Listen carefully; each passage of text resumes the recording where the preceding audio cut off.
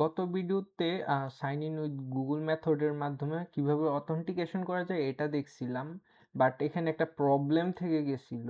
প্রবলেমটা হচ্ছে সব ডেটা আসছিল, বাট হচ্ছে আমরা যখন রিলোড করতেছিলাম তখন কিন্তু সব চলে যাচ্ছিল। সো এটা ফিক্স করার জন্য আমাদেরকে একটা অবজারভার সেটিংস করতে হবে। তো আমরা অবজারভার সেটিং করার আগে আমরা একটু গত ভিডিওর কিছু বিষয় আমরা একটু রিক্যাপ করে নিই। সো রিক্যাপের জন্য আমরা অথ প্রোভাইডারে চলে যাব। সো সবার প্রথমে আমরা কি করলাম যে google.firebase.google.com ডকুমেন্টেশনে চলে গেলাম।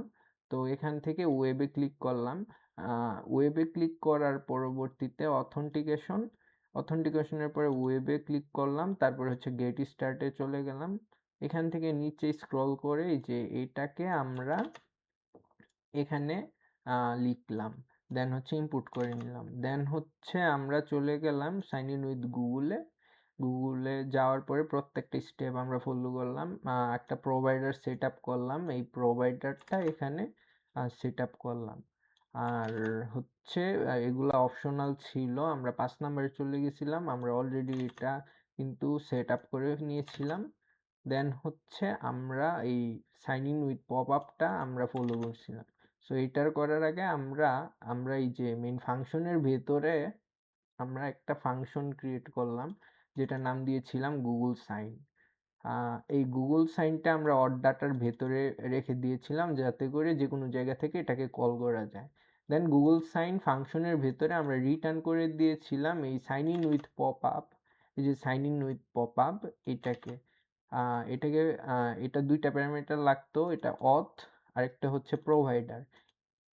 তার পরবর্তীতে আমরা এটা সেট করার মূল উদ্দেশ্য ছিল এটা যাতে করে যে কোনো পেজ বা কম্পোনেন্ট থেকে আমরা ইউজ করতে পারি। সো আমাদের লগ ইনে দরকার ছিল, আমরা প্রথমে একটা বাটন ক্রিয়েট করে নিয়েছিলাম। বাটনে হচ্ছে অন ক্লিক ইভেন্টের মধ্যে হ্যান্ডেল গুগল সাইন ইন একটা হচ্ছে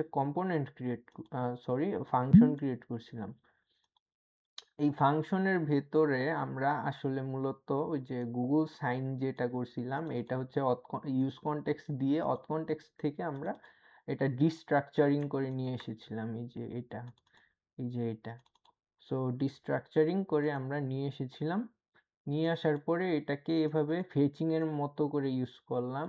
দেন তারপরে রেস দিলাম, রেস বলতে রেজাল্ট, এখানে যে কোনো কিছু দেওয়া যাবে। তো আমি রেজাল্ট দিলাম, দেন হচ্ছে কনসোল করে ইউজার থেকে হচ্ছে ডিসপ্লে নেমটা দেখলাম। তাছাড়া আমরা এটাকে একটা স্টেটে সেট করেছিলাম, অ্যান্ড স্টেটটাতে সেট করার কারণ হচ্ছিল আমরা পরবর্তীতে যাতে করে এটা এখানে আমরা ইউজ করতে পারি সুন্দর করে। সো গত ভিডিওতে এগুলা ছিল, বাট এখন যে এই প্রবলেমটা ফিক্স করার জন্য আমাদের প্রবলেমটা আমি একটু দেখে নিই। যেমন এখানে সব কিছু শো করতেছে, যেমন প্রোফাইল, তারপরে ইউজার নেম, তারপর ইমেল। বাট যখন আমি লগ ইন আসি, বাট হচ্ছে যখন রিলোড দিচ্ছি তখন কিন্তু সব চলে যাচ্ছে, এখানে নাল ভ্যালু প্রদর্শিত হচ্ছে।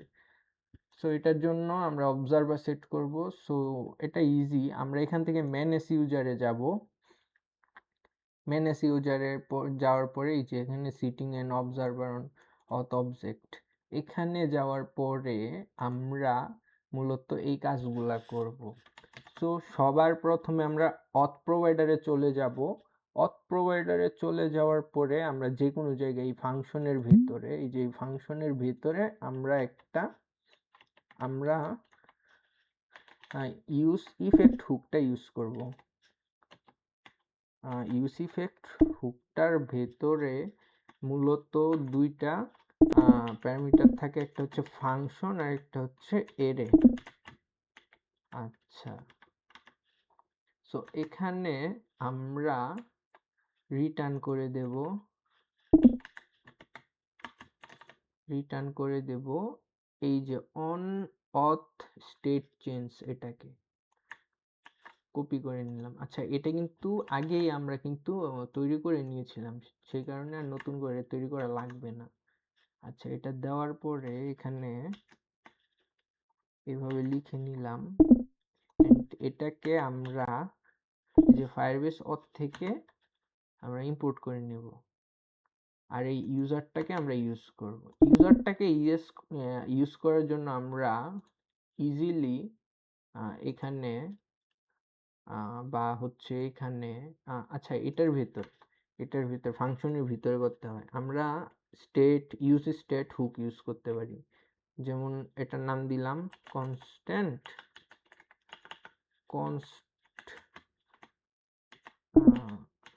ইউজার, তারপর হচ্ছে সেট ইউজার, তারপরে হচ্ছে is equal to use state দিলাম, আর এখানে ইনিশিয়াল ভ্যালু হিসেবে নাল রেখে দিলাম। এখন এখানে সেট ইউজার দেব, সেট ইউজারের মধ্যে এখানের যে ইউজারটা আছে এটা এখানে বসিয়ে দেব, তাহলে কিন্তু হয়ে গেল আমাদের।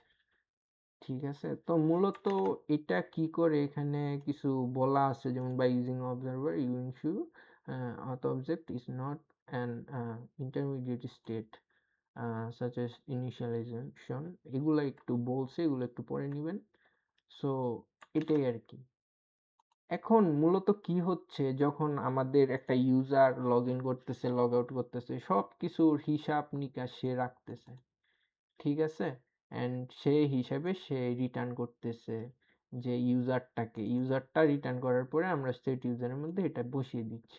এখন এই ইউজারটাকে আমরা এই যে অড ডাটার মধ্যে পাস করে দেব, যাতে করে আমরা অন্যান্য পেজ থেকে এটাকে ইউজ করতে পারি। সো হয়ে গেল। আমরা পাশাপাশি আরেকটা কাজ করতে পারি, এটা হচ্ছে লোডিং, একটা নাম রাখতে পারি লোডিং দেখানোর জন্য। সো লোডিং রাখলাম, আর এখানে হচ্ছে সেট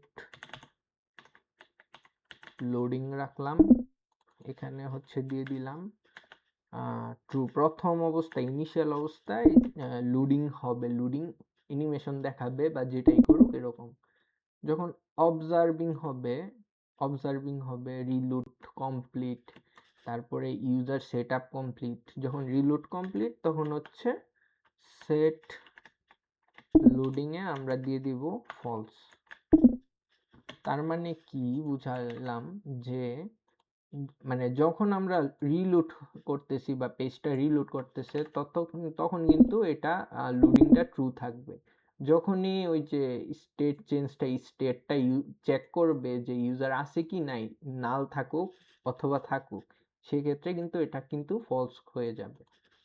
আচ্ছা, ইভেন এখন লোডিংটাও আমরা এখানে পাঠিয়ে দেব, যাতে করে অন্যান্য পেজে ইউজ করতে পারি। সো এখানের কাজ মোটামুটি কমপ্লিট। এখন আমরা চলে যাব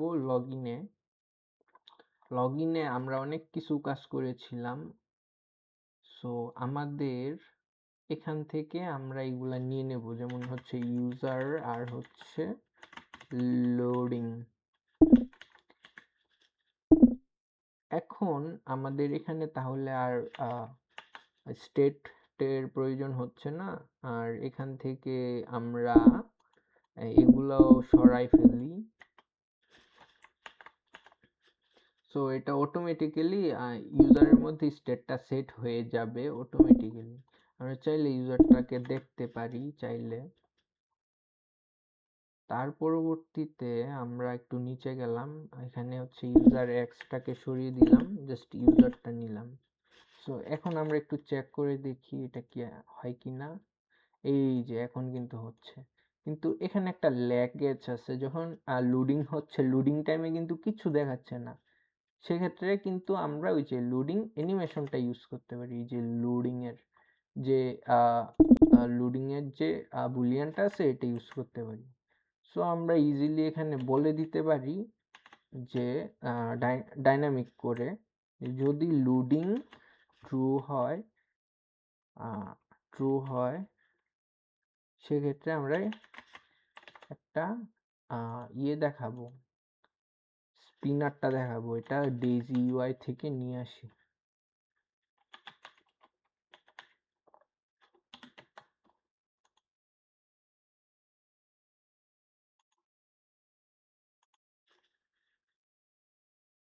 সো এটাই নিলাম, প্রথমটাই নিলাম, কপি করলাম আর এখানে পেস্ট করে দিলাম। তার মানে কি, লোডিংটা যদি ট্রু হয় সেক্ষেত্রেই একমাত্র এই স্প্যানটা দেখাবে, আর যদি লোডিং ফলস হয় সেক্ষেত্রে কিন্তু দেখাবে না। সো আমি যদি একটু রিলোড দিই, এই যে লোডিংটা কিন্তু দেখাচ্ছিল, এই যে লোডিংটা কিন্তু একটু সময় হলেও দেখাচ্ছিল। সো আমরা ইজিলি কিন্তু সেট আপ করে নিলাম। এখন আরেকটা কাজ করা যায়, যদি ইউজার সাইন ইন থাকে সেক্ষেত্রে সাইন আউট বাটনটা দেখাবো, আর সাইন ইন না থাকে সেক্ষেত্রে আমরা এই অপশনটা দেখাবো। এটাও ইজি।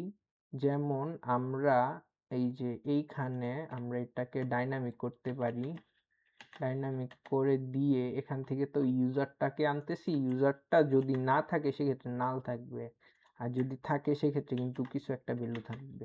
সো এটাকে ইউজ করতে পারি, যদি ইউজার থাকে তাহলে তুমি লগ আউট দেখাবা, ঠিক আছে, আর যদি না থাকে লগ আউট দেখাবা, এই যে এরকম লগ আউট দেখাবা, আর যদি না থাকে তাহলে বলবা যে সাইন ইন উইথ গুগল। এই যে এটাকে কন্ট্রোল এক্স করে এখানে দিয়ে দিব, ইউজার যদি না থাকে তাহলে এটা দেখাবা, আর যদি থাকে সেক্ষেত্রে সাইন আউট এটা দেখাবো। তাহলে কিন্তু সুন্দর করে হয়ে গেল আমাদের কাজ। সো এই যে এখন সাইন আউট দেখাচ্ছে অ্যান্ড ইনফরমেশন দেখাচ্ছে, আর যখন সাইন আউট করে দেব তখন কিন্তু সুন্দর করে সাইন ইন উইথ গুগল এই অপশনটা দেখাচ্ছে। সো সাইন ইন করলে কিন্তু এই যে ওইটা চলে গেছে। সো এভাবে আমরা সুন্দর করে এই যে এই অংশটাকে ডিজাইন করতে পারি, আমরা সুন্দর করে ডিজাইন করে নেব।